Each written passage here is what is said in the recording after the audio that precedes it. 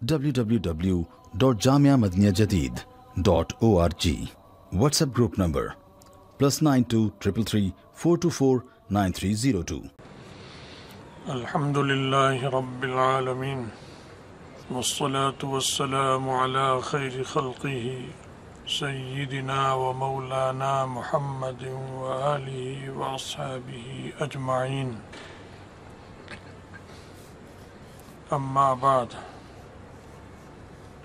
ایک حدیث شریف آتی ہے جس میں رسول اللہ صلی اللہ علیہ وسلم فرماتے ہیں التؤدۃ فی کل شیء خیر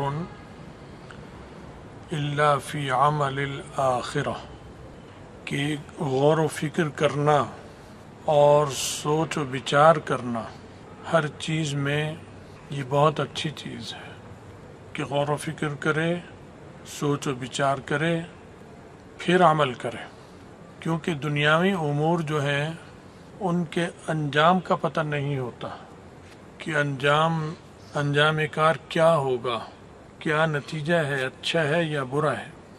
چاہے کاروباری ہو، چاہے رشتے ناتے کا مسئلہ ہو، چاہے سفر کا معاملہ ہو، چاہے کسی سے معاہدہ ہو، جنگی معاہدہ ہو، جہادی معاہدہ ہو، تجارتی معاہدہ ہو، سفارتی معاہدہ ہو، سیاسی معاہدہ اور جوڑ توڑ ہو، سب غور فکر کرو پہلے.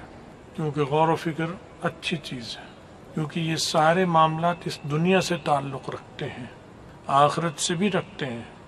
وہ تو اس لیے کہ نیت ان کام کے کرنے والے کی اچھی ہے، تو یہ آخرت سے بھی اس کا تعلق ہو گیا. اگر نہیں ہے تو بس یہ دنیا تک ہی ہے.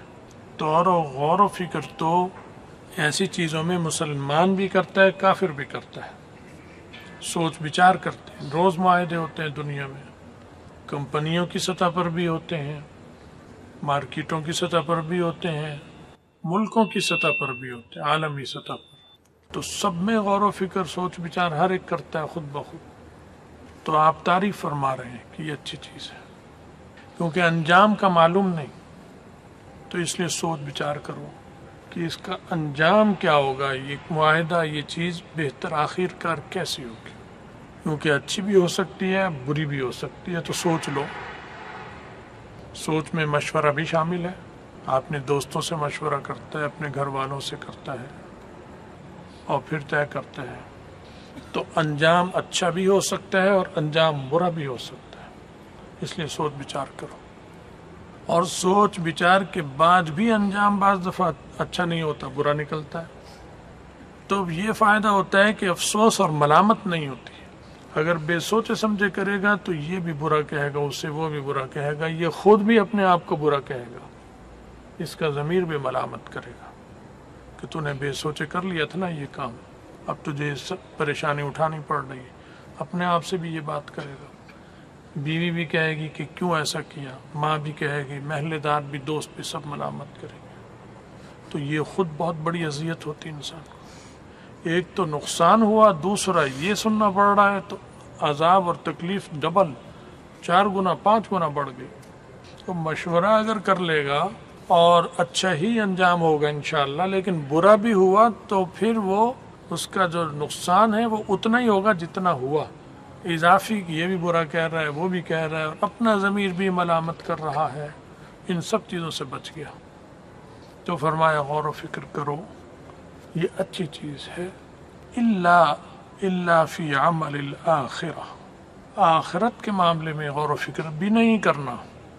کوئی کار خیر ہے، محض آخرت کا معاملہ ہے کہ یہ آدمی پیاسا ہے، اسے پانی پلاؤں نہ پلاؤں، اس پر غور و فکر کرنے بیٹھ جائے، یہ بیکار ہے. پلاؤ. آدمی تو کیا، جانور پیاسا ہے، غور و فکر نہیں کرو. آخرت کا تعلق ہے اس سے، کیونکہ دنیا میں اس جانور نے تمہیں کیا دینا ہے. یہ تو پانی پیے گی، بلی چلی جائے گی. یہ کتا پانی پیے گا، چلا جائے گا. نہ تمہارا نام جانتا ہے، نہ تمہارا پتہ پوچھے گا، نہ کچھ بھی نہیں. وہ ادھر گیا، آپ ادھر چلے گئے. لیکن آخرت میں یہ درج ہو گیا. تو آخرت کا معاملہ ہو، اس میں تاخیر نہیں. اینٹ پڑی ہوئی ہے، چھلکا پڑا ہوا ہے راستے میں، اب ہٹاؤں نہ ہٹاؤں، مشورہ کر رہا ہے اس سے یا اس سے، یا اپنے آپ سے ہی مشورہ شروع کر دیا. نہیں، یہ آخرت کا سبقت لو اس میں بڑھو، اس میں جلد آگے بڑھو، اس میں سوچ بچار نہیں کرنی آخرت کے معاملے میں۔ نماز پڑھوں نہ پڑھوں اس میں کیا سوچنا، نماز تو فرض ہے، فجر کی، ظہر کی، عصر، مغرب، عشاء اور وتر فرض ہے، وتر واجب اور سنت مؤکدہ فرض کے واجب کے قریب ہے، پڑھنی ہے۔ اس وقت پڑھوں یا نہ پڑھوں یہ سوچ سکتا ہے کہ بیوی بیمار ہے تو مسجد میں چلا جاؤں یا نہ جاؤں، والدہ بیمار ہے، باپ بیمار ہے، بچہ بیمار ہے، میرے جانے سے کہیں ایسا نہ ہو کہ ایسا نقصان ہو جائے کہ اس کی تلافی نہ ہو سکے۔ اللہ نے نماز میں مہلت دی کہ ظہر کا وقت یہاں سے لے کر یہاں تک 2 گھنٹے کا ہے، تو پہلے ہی 5 منٹ میں پڑھنی ضروری کہاں ہے؟ دوسرے 5 منٹ میں پڑھ لے، چوتھے 5 منٹ میں پڑھ لے، 20ویں نمبر پر جو 5 منٹ آ رہے ہیں اس میں پڑھ لو، وقت کے اندر پڑھ لو، اس میں تو کر سکتے ہو سوچ و بچار۔ لیکن ظہر پڑھنی یا نہیں پڑھنی اس میں نہیں، یہ تو پڑھنی ہے۔ رمضان کا روزہ رکھنا ہے یا نہیں رکھنا اس میں سوچ و بچار نہیں کرنا۔ سفر کر رہے ہو تو روزہ رکھوں رمضان کا یا نہ رکھوں یہ کر لو سوچ و بچار کہ تم برداشت بھی کر سکتے ہو یا نہیں۔ رکھ لیا اور پھر طبیعت خراب ہو گئی، بے ہوش ہو کے گر گئے یا بیچ میں توڑنا پڑ گیا تو ملامت ہوگی۔ تو اگر سوچ بچار کے بعد یہ آتا ہے کہ نہیں نہ رکھو، قضا کر لینا، تو اللہ نے بھی یہ سہولت دی ہے، اس سے فائدہ اٹھا لو۔ تو دین میں بڑی آسانیاں سہولتیں دی اور ایسی رہنمائی کر دی جو کالج یونیورسٹی نہیں کر سکتا، یہ مضمون کالج یونیورسٹی نہیں بتا سکتا، چاہے پاکستان کا کالج یونیورسٹی ہو، چاہے ہندوستان کا ہو، چاہے چین اور جاپان کا ہو، ان میں یہ ہے ہی نہیں مضمون، کیونکہ یہ عقل سے اوپر کے ہیں، سائنس سے اوپر کے مضامین ہیں، سائنس ان تک نہیں پہنچ سکتی، کیونکہ سائنس آخرت جانتی ہی نہیں ہے کہ آخرت کیا چیز ہے، وہ تو صرف مشاہدہ، سائنس تو نام جو چیزیں نظر آ رہی ہیں بس اس کا ہے، جو چیزیں نظر نہیں آ رہی ہیں وہ تو سائنس کہتی مجھے کیا پتہ اس کا، تو وہ بیکار۔ سائنس بہت چھوٹی چیز ہے، بہت نچلی سطح کی چیز ہے۔ آج کل چونکہ علم نہ کالج میں پڑھایا جاتا ہے، نہ یونیورسٹی میں پڑھایا جاتا ہے، نہ پروفیسر کو، نہ استاد کو، نہ استانی کو، تو وہ اپنی بچیوں کو بھی نہیں پڑھاتے، ان علوم کو وہ جانتے ہی نہیں، وہ کافروں کی طرح ہی ذہن بن گئے ان بیچاروں کے، ہیں مسلمان، نماز بھی پڑھتے ہیں لیکن سوچ کا طرز ایسا ہو گیا، کیونکہ مضمون کالج یونیورسٹی میں یہ آتا ہی نہیں پڑھنے پڑھانے کو ان کے پاس، وہ وہی آتا ہے جو مضمون جاپان میں پڑھایا جا رہا ہے، کتاب بھی وہی ہے، وہ جاپان میں بھی ہے، وہ یہاں بھی، کیونکہ وہ چھپتی آکسفورڈ میں ہے، پھر وہی پاکستان میں بھی آتی ہے، وہی ہندوستان میں جاتی ہے، وہاں جاتی ہے، ایک استاد ایک ہی ہے ان کا، تار اس کا ایک جگہ مل رہا ہے، تو وہی ذہن بنے گا۔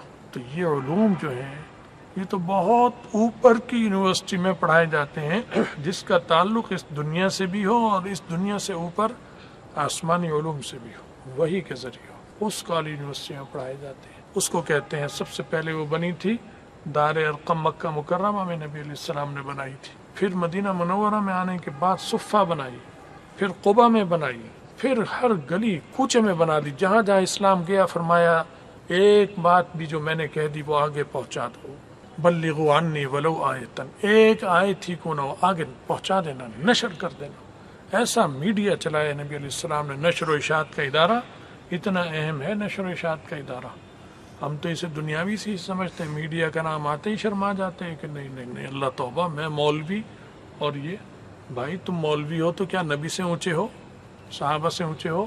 انہوں نے میڈیا پورا چلایا، نظام چلایا نشر و اشاعت کا، پھیلا دیا علوم، ایسے تیزی سے نہ چلتا تو دین کہاں پھیلتا، کیسے پتہ چلتا؟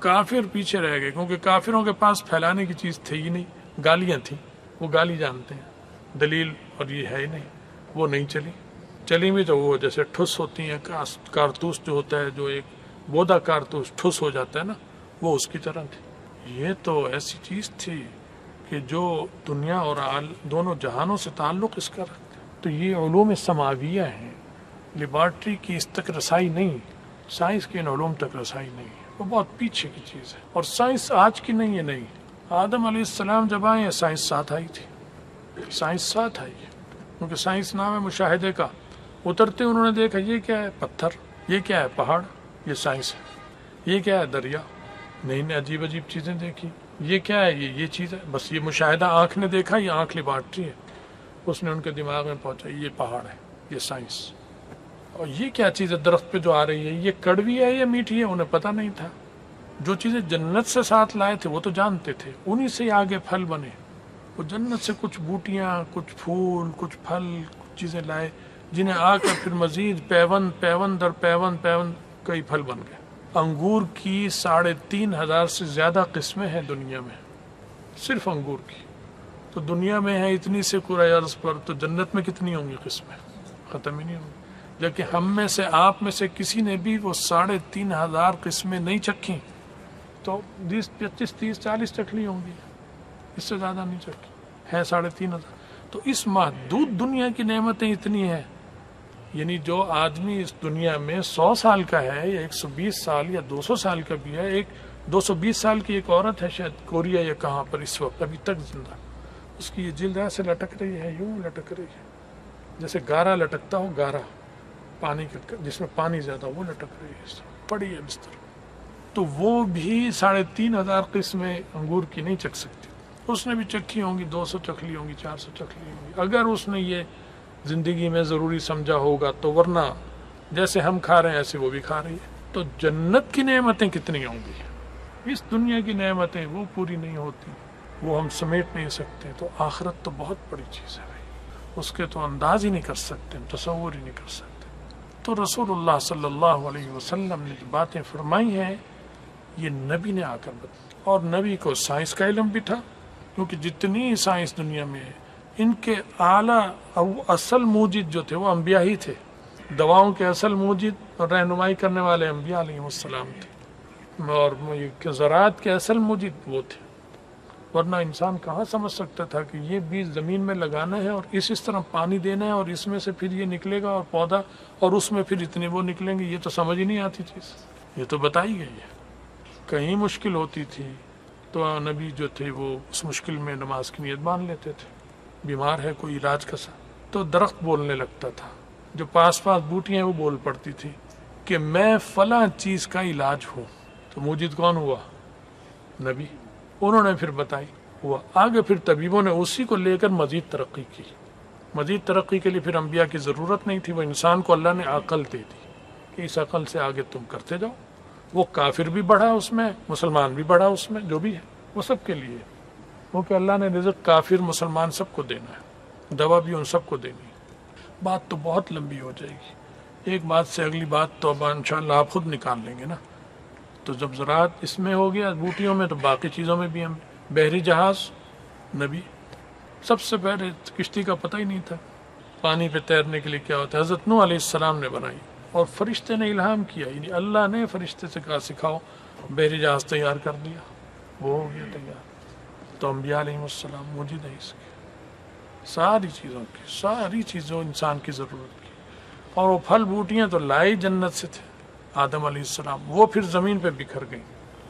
اب عود کی خوشبو جو ہے دنیا کی سب سے قیمتی مہنگی خوشبو، یہ پائی بھی انہی علاقوں میں جاتی ہے، خدا کی شان، جہاں آدم علیہ السلام اترے تھے، مشرق بعید میں، سری لنکا وغیرہ اس خطے میں اترے ہیں، اور اسی کے آس پاس باقی جزائر، اور اسی کے ساتھ پھر ہندوستان، اور ہندوستان میں عود ہندی، ہندوستان کا عود یہ لفظ بولا جاتا ہے، اور کوریا، لاؤس کے جنگلات، ویتنام کے جنگلات میں یہ درخت عود کا پایا جاتا ہے، اس سے نکلتی ہے، یورپ میں نہیں ہے، عود کا درخت یورپ میں نہیں ہے، وہاں اترے ہیں آدم علیہ السلام۔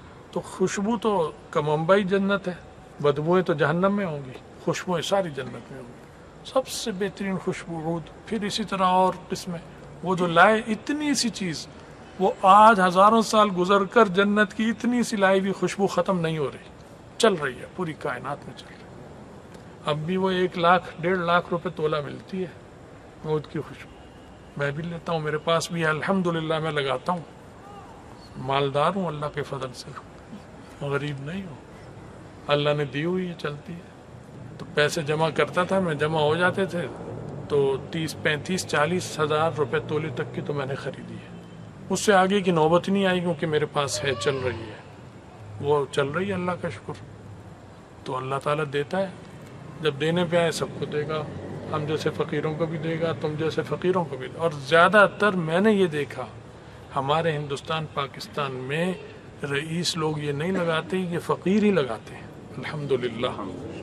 عرب میں رئیس لگاتے ہیں، عرب کے رئیس، یہاں کے تو رئیسوں کو 2-3 ہے تو بدبو آئے گی اس میں، کیا بو آ رہی، جیسے کہ کسی ڈالڈا کھانے والے کو دیسی گھی کھلا دو تو وہ کہتا ہے بدبو آ رہی ہے، اسے آئے گی بدبو، اسے کیا پتہ ہے دیسی گھی کی کیا خوشبو اور کیا مزہ ہوتا ہے، وہ کہتا ہی نہیں، کہتا ہے بدبو آتی ہے اس میں سے۔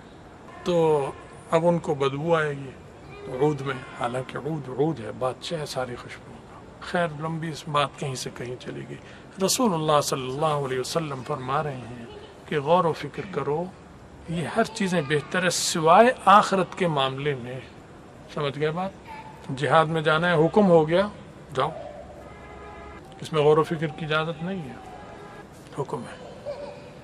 ایک صحابی تھے، شہید ہو گئے، وہ کہیے پھر دیکھا کہ ان کو فرشتے غسل دے رہے ہیں، سب، حالانکہ سب کو غسل شہید کو دیا ہی نہیں جاتا، بغیر غسل کے تدفین ہوگی، لیکن انہیں فرشتے غسل دے رہے ہیں۔ پتہ کیا نبی علیہ السلام نے معلوم فرمایا، تو بتایا ان کی اہلیہ محترمہ نے، صحابی تھے وہ، کہ جب گلی میں آواز آئی، وہ میڈیا سے اعلان نشر ہوا، میڈیا آ گیا، میڈیا کے بغیر کیسے پتہ چلنا تھا اس کو؟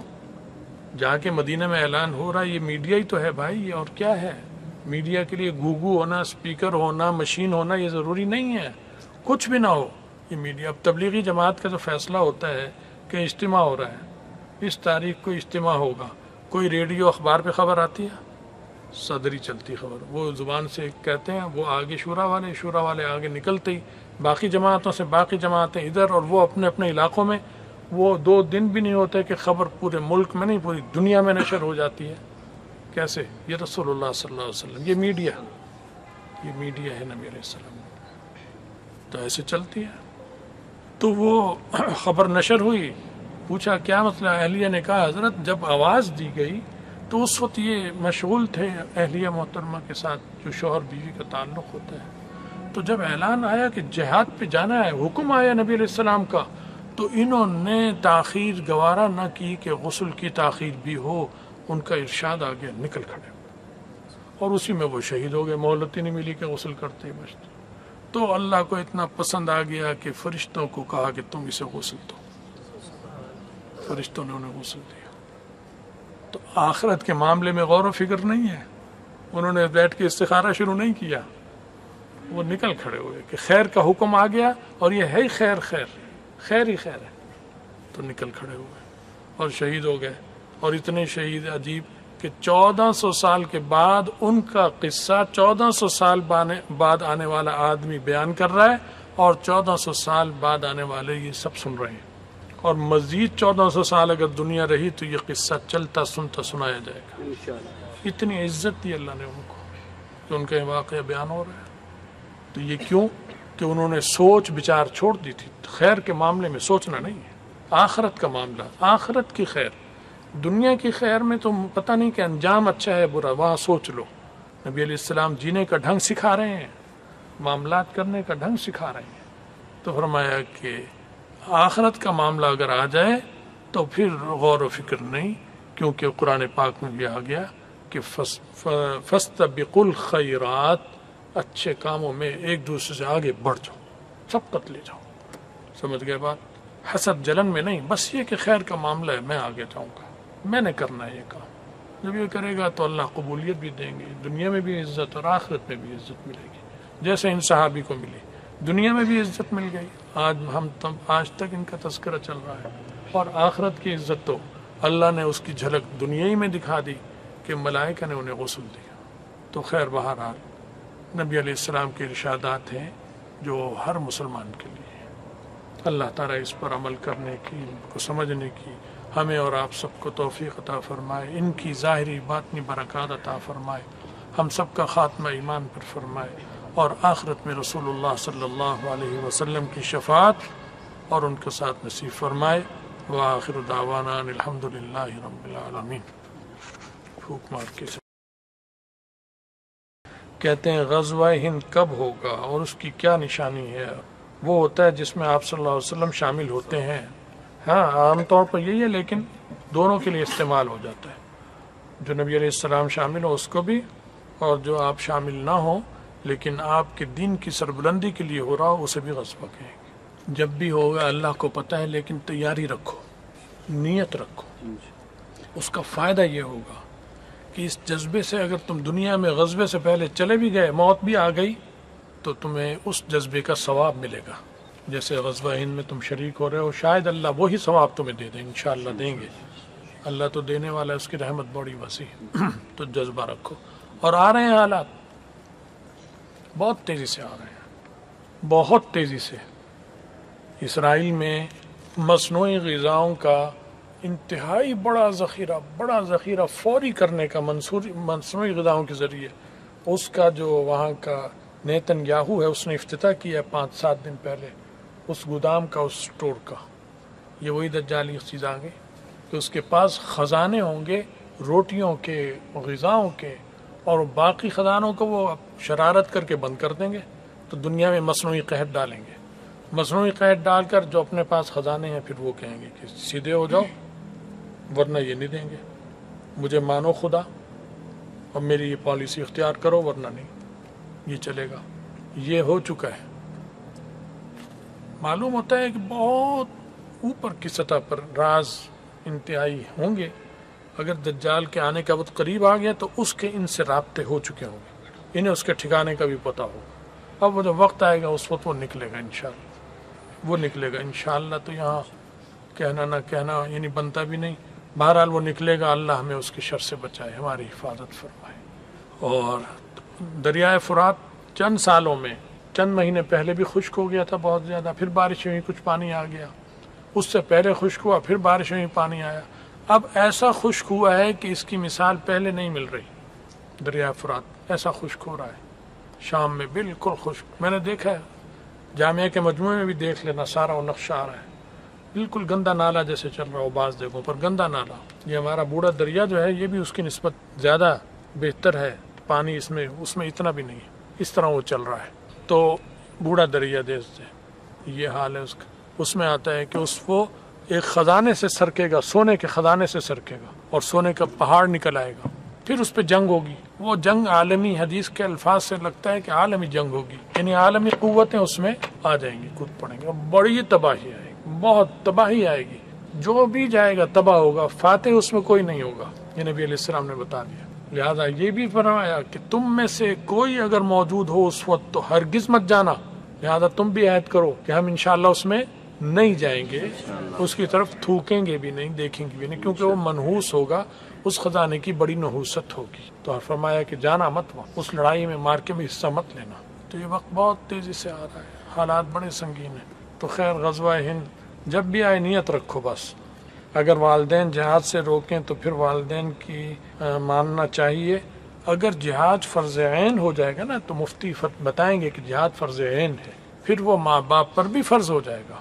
نہ وہ خود رک سکتے ہیں، نہ وہ کسی کو روک سکتے ہیں. جیسے نماز فرض ہے ظہر کی، تو اب وہ نہ خود رک سکتے ہیں اس سے، نہ وہ اولاد کو کسی کو روک سکتے ہیں کہ نماز نہیں پڑھنی. روکیں گے تو گناہ ملے گا انہیں، سمجھ گئے. اور اولاد اگر وہ کہیں گی تو نہیں رکیں گی، نماز پڑھیں گے چاہے وہ ناراض ہو جائے. ہاں بدتمیزی ماں باپ سے کرنے کی اجازت نہیں ہے. نماز پڑھے گا چاہے وہ ناراض ہو، وہ ان کا عمل ہے. تم نے اس کے مقابلے میں انہیں ڈانٹ ڈپٹ یا برا بلا نہیں کہہ سکتے. ماں باپ زیادہ لگتا ہے کہ غصہ آ جائے گا، کوئی گستاخ بے ادبی، تو سامنے نہ پڑھو، چھپ کے پڑھ لو نماز، لیکن پڑھنی پڑے گی. سمجھ گئے بات. خواب میں دیکھیں کہ قرآن کی تلاوت اور حدیث کی کتاب پڑھا رہا ہوں. ماشاءاللہ بہت مبارک ہے. انشاءاللہ اللہ قرآن کی توفیق بھی دیں گے اور اس کی سمجھنے کی توفیق بھی دیں گے، کیونکہ حدیث اس کی شرح ہے. تو دونوں کی اللہ تعالیٰ فائدہ دیں گے. استاد جی یہ وجد کیا ہوتا ہے؟ یہ فرقہ سیفی کیا ہے؟ چھوڑو، اللہ سے دعا کرو اللہ انہیں بھی ہدایت دے اور ہمیں بچائے رکھے اور ان کی اصلاح کرے. یہ گمراہ فرقے ہیں، چلتے ہیں اس طرح سے، بہت سارے ہیں. بھائی دعا کر لو. کچھ فوتگیاں بھی ہوئی ہیں جو اس وقت میرے ذہن میں نہیں ہیں. ایک سکھیرا صاحب ہے ہمارے دوست، ان کی والدہ صاحبہ کی وفات ہو گئی، عبدالرحمن سکھیرا. ان کچھ دنوں پہلے ان کے لیے بھی دعا کرو، اللہ ان کی مغفرت فرمائے، انہیں صبر عطا فرمائے. اسی طرح اور بھی کچھ فوتگیاں جاننے والوں کی ہوئی ہیں، سب کے لیے دعا کرو، اللہ ان کی مغفرت فرمائے، پسماندگان کو صبر جمیل عطا فرمائے.